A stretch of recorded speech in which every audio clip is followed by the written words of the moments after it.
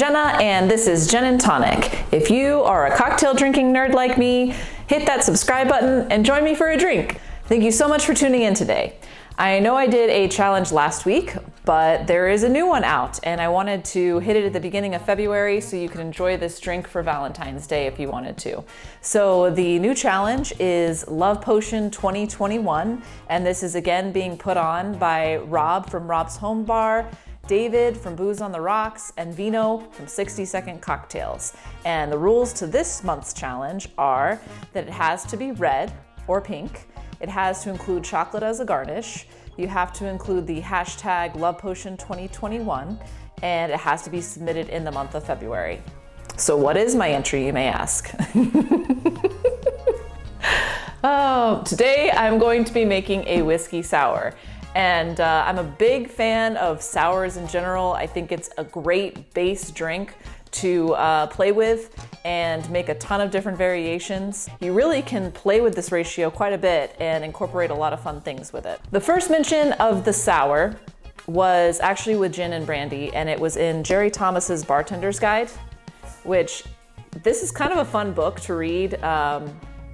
It took me a while to figure out how the heck to read it though. If you look at this book, in a lot of the recipes, I guess he was too lazy to keep repeating whatever the amounts were. So he just puts DO over and over again, DO dot. So I had to look up online what that meant, and it basically just means to repeat whatever the ingredient is above it. So a little tip for you if you decide to get this, and I'll make sure to link it in my description below for you. So while this was the first written record of a sour, if you watched my last segment, you know that sailors were making sours out of gin and rum decades before this to help prevent scurvy. And the idea is that they were so wildly popular with sailors that they brought it to land, and it became popular with the locals in England and everywhere else, and they started asking for a variation of sours. The use of egg whites isn't documented until 1922 with the book Cocktails and How to Mix Them, and this becomes known as the Boston sour. As I mentioned before,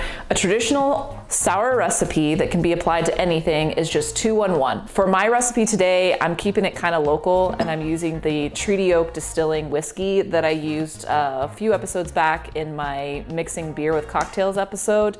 And what I liked so much about this whiskey is that it's a bourbon, but it's a wheated bourbon. And what that means is that it's got a high percentage of wheat and barley in the mash bill. And then the last thing that I found out that was really cool about this is that when they let it mature in the barrels, it's in an uncontrolled environment. Anybody that's lived in Texas or been in Texas for any amount of time knows that the weather can be extremely unpredictable.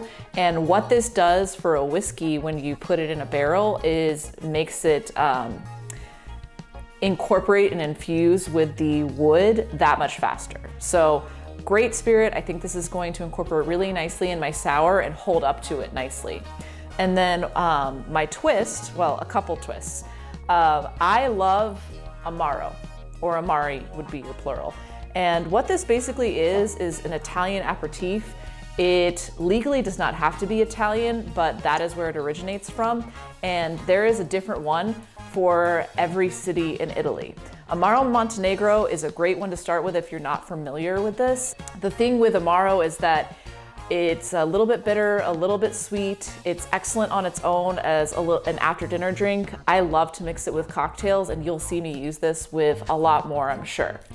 So I'm gonna be incorporating a little bit of that into my drink. And then for my sweetening agent, I'm not gonna use any simple syrup. I'm just gonna use this Blackberry Jam that one of my friends, Pam, made for me. I have decided not to use egg white. I have used it, I have no problem with it. If you want to use it here, it will make it more frothy. I just decided that it was not my jam tonight, no pun intended. I am going to do about 3/4 ounce of jam. This is gonna be a messy one.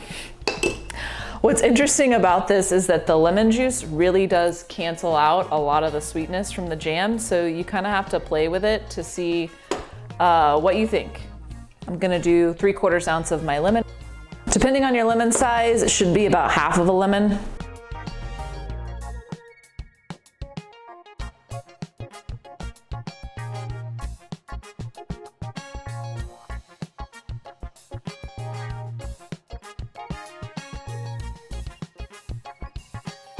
For my spirits, I'm gonna do 1.5 ounces of the whiskey, and the reason I'm doing 1.5 instead of 2 is because I'm going to add 1/2 ounce of my Amaro Montenegro. I wanted to add a little bit more depth to this, so I am going to incorporate some bitters. I recently made some coffee cocoa nib pecan bitters that I used for my winter Manhattan, and I will link that video for you up above. So I'm gonna add the equivalent of basically 4 dashes of that with my eyedropper. And now it's time to give this a shake and put it in my rocks glass.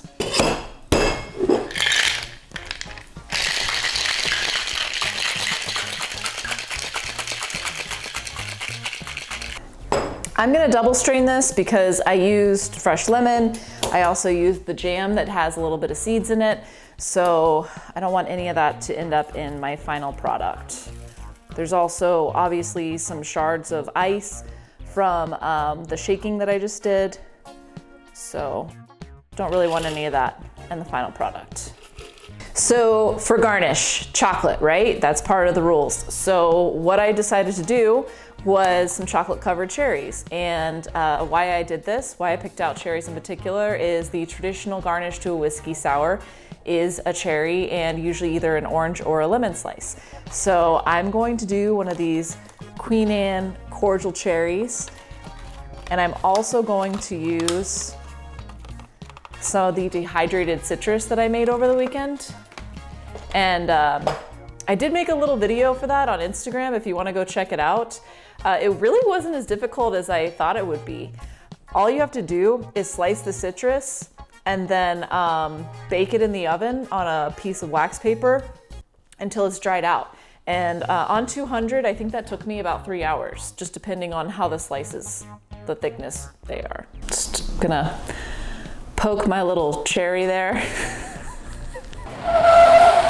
So I'm just gonna skewer my cherry, and then I have my little dehydrated orange that I'm gonna put on there as well, and set that over top of my drink. And there you have it. Love Potion 2021, gin and tonic style.